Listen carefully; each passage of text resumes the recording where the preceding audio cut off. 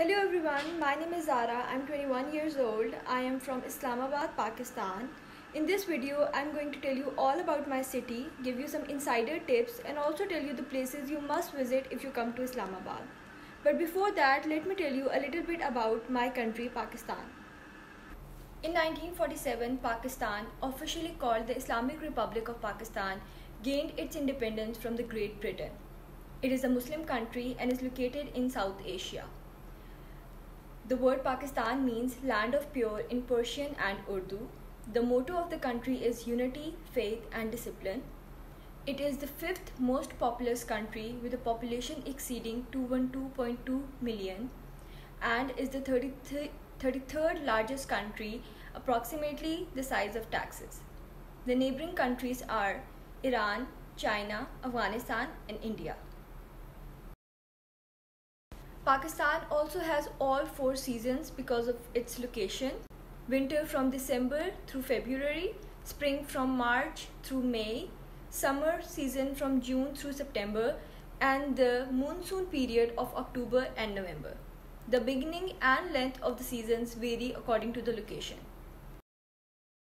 Urdu is the national language of Pakistan, although only 10% of the population speak Urdu. 60% of the population speak Punjabi. Other languages include Sindhi, Pashto and Kashmiri. English, being the co-official language of Pakistan along with Urdu, is widely spoken and understood throughout the country, so it is very easy for foreigners to communicate. Now I must tell you about Pakistani cuisine, which is one of the biggest attractions for foreigners in Pakistan. Pakistani cuisine can be characterized by a blend of various regional cooking traditions of the Indian subcontinent, Central Asia, as well as elements from its Mughal legacy. Mughal cooking remains an important part of Pakistani cuisine. It typically includes ingredients such as herbs and spices, almonds and raisins. Foods such as shahi tukra and chicken tandoori are still enjoyed in the 21st century. Okay, now that you have some basic information about Pakistan, I am going to tell you all about my city, Islamabad. The places you must visit, the food you should try, hotels, restaurants, climate, where to stay and where to shop. So let's begin. Islamabad is the capital city of Pakistan. It was built in the 1960s as a planned city to replace Karachi as Pakistan's capital. It is noted for its high standards of living, safety and abundant greenery. Islamabad has a humid subtropical climate with 5 seasons: spring, summer, winter, rainy monsoon and autumn. The hottest month is June, where average highs routinely exceed 38 degrees Celsius. The wettest month is July, with heavy rainfalls and evening thunderstorms and possibility of cloudburst and flooding. The coolest month is of January. Okay, so the first place that I recommend you must visit if you come to Islamabad is the Log Virsa Heritage Museum. Right now I am at the Log Virsa Heritage Museum, which was built to symbolize the unity of Pakistani people.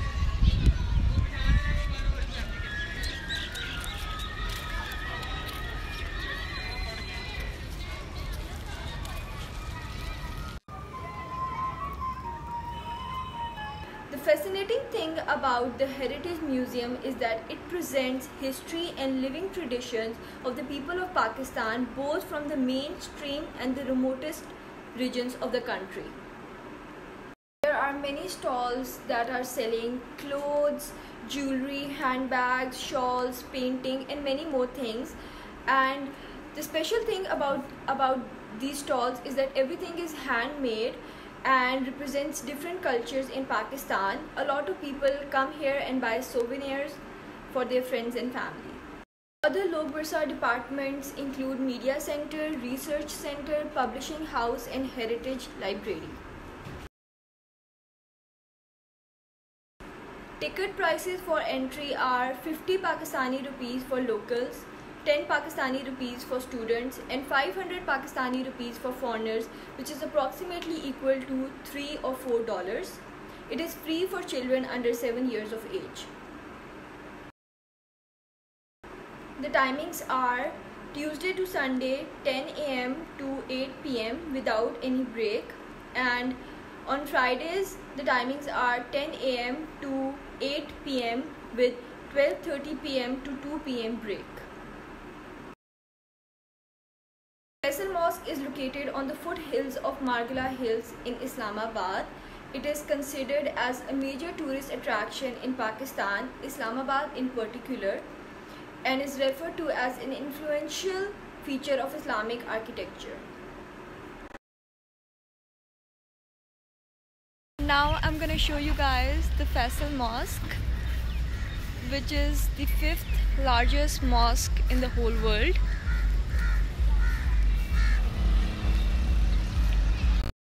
Most of the cost of Faisal Mosque, which is about $120 million today, was a gift from King Faisal of Saudi Arabia, whose name the mosque bears. Without a typical dome, the mosque is shaped like a Bedouin tent surrounded by 4 260 feet tall minarets. Faisal Mosque can accommodate about 300,000 worshippers. Visitors are welcome, but non-Muslims are requested to avoid prayer times and Fridays. You must leave your shoes at a counter before entering the courtyard, and remember to dress conservatively. Women should bring headscarf. The Melody Food Street is lined with food stalls, restaurants and other food shops and is typically pedestrianized. The food park has about 15 to 20 small restaurants offering a great variety of food. Most of the food is typical traditional Pakistani food. The quality of the food is good and prices are economical. You can have Pakistani food such as barbecue, sajji, chapli kebab, seafood, biryani, palau at the food street. Jinnah Supermarket is a great place if you want to have nice food and also do shopping. It has all the popular brands, amazing food courts and restaurants. There are also small stalls by the locals where you can find clothes, shoes, jewelry, bags, books, etc. at a relatively cheaper rate. National Monument is near Shakarpariyan. It represents Pakistani 4 provinces and 3 territories. From air, the monument looks like a star and crescent moon formed by the walls forming the petal, and it represents the star and crescent on Pakistani flag. There is also a museum nearby, and you get a very nice view of the whole city from the monument. Itwar Bazaar is amazing to buy good thing in low price. Yes, it is crowded, but it's worth it. You can get good quality things at a very low price, and also you can do bargaining. Itwar Bazaar is basically a local market where the farmers bring their fruits and vegetables directly, and the residents of Islamabad can get them at a relatively cheaper price. There are also small stalls of odds and ends like crockery, household goods, etc. The bazaar contains around 9 entry gates, and on every gate proper security system is installed. Further, the section of meat, poultry, fish and clay is separated from the other stalls to keep the customer away from waste and unpleasant odor. The bazaar is functional 3 days a week, including Tuesday, Friday and Sunday. Thousands of people visit this site from morning to evening for shopping.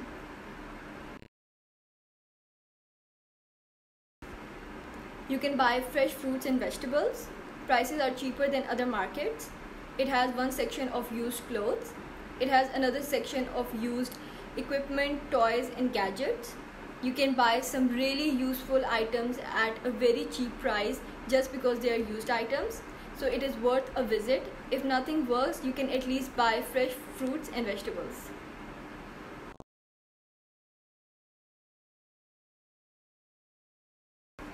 The Centaurus. Everything is one package from multiplex to food court. It also has a fun city for children. Clean, well organized, and you can get all the multinational companies there under one roof. It is the most popular and largest mall in the city.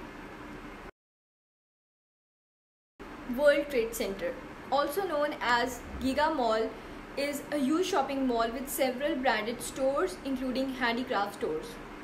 It was opened in 2016 with 3 levels of shopping, eating and entertainment, including a fun city for children, cinema and hypermarket. Safa Gold Mall. Safa Gold Mall has lighter, cheaper options available at the food court, and also the shop selection is inferior to that of Centaurus. It also hosts a lot of events and is usually not very crowded. It also has a 4D cinema. Al Taqwa Mall. Al Taqwa Mall is also a very good shopping mall with food court and playland.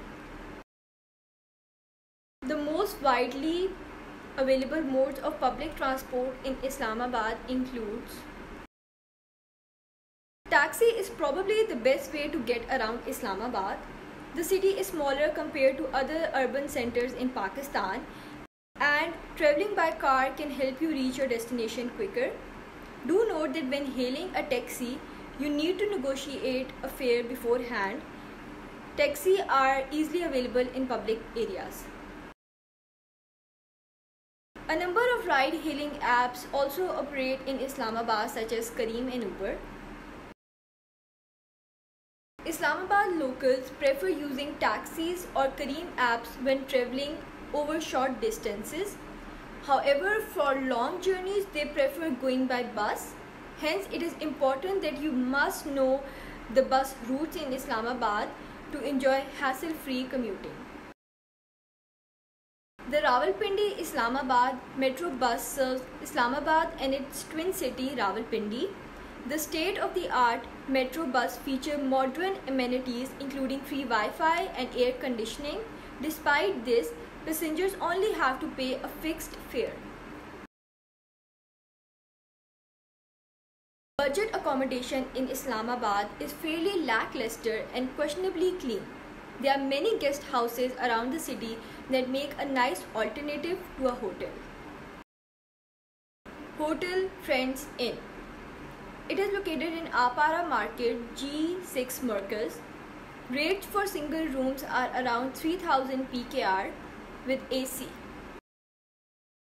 Hotel Miraj. It is located next to National Bank of Pakistan, G9 Markaz, Karachi Company.